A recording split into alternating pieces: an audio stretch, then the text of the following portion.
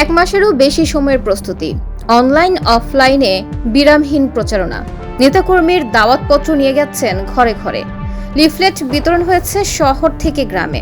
Banner, festoon, বিলবোর্ডে সয়লাভ অলিগলি। সোহরাওয়ার্দী উদ্যানে বর্ণাঢ্য আয়োজন। সব মিলিয়ে শত কোটি টাকা ব্যয়ের এক সমাবেশ করল বাংলাদেশ জামায়াতে ইসলাম। ঐতিহাসিক সোহরাওয়ার্দী উদ্যানে এটি হচ্ছে জামায়াতের প্রথম কোনো সমাবেশ।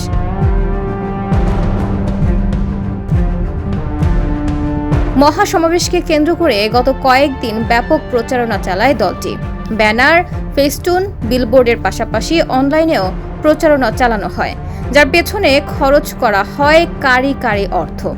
জামায়াত জানিয়েছে 10 লাখ লোকের জনসমাগম ঘটাতে নেতাকর্মীদের জন্য সারা দেশ থেকে 10,000-এরও বেশি বাস, বেশ কিছু লঞ্চ এবং কয়েক জোড়া রিজার্ভ ট্রেনের ব্যবস্থা করা হয়। জামায়াত কর্মী সমর্থকরা নিজেদের খরচে আসছেন বললেও প্রত্যেকের পেছনে কমপক্ষে 1.5 থেকে 2,000 টাকা ব্যয় করেছে দলটি। সোহরাওয়ার্দী উদ্যান ও তার আশপাশের এলাকা মিলে দলটির প্রায় 4 থেকে 5 লাখ কর্মী সমর্থক সমাবেশে যোগ দিয়েছেন বলে বিভিন্ন সূত্রের দাবি। জামায়াতের সমাবেশের ব্যয়ের বিষয়ে দলীয়ভাবে কোনো তথ্য প্রকাশ করা হয়নি।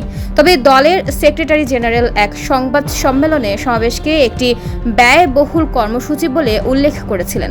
সংশ্লিষ্ট সূত্র জানিয়েছে, সমাবেশের সার্বিক কার্যক্রমে দলীয় নেতাকর্মী, সুধী, শুভাকাঙ্ক্ষীরা স্বেচ্ছায় সহযোগিতা করেছেন। তাদের দেয়া অর্থে সমাবেশ সফল হয়েছে। সমাবেশে যারা এসেছেন তারাও নিজের অর্থ খরচ করে এসেছেন। তাই সমাবেশের পুরো ব্যয়ের তথ্য দলীয়ভাবে পাওয়া যাবে না। তবে সমাবেশ স্থলের আয়োজন ও দলীয় ব্যানার, পোস্টার এবং প্রচারণার ব্যয়ের তথ্য দলীয়ভাবে সংরক্ষণ করা হবে।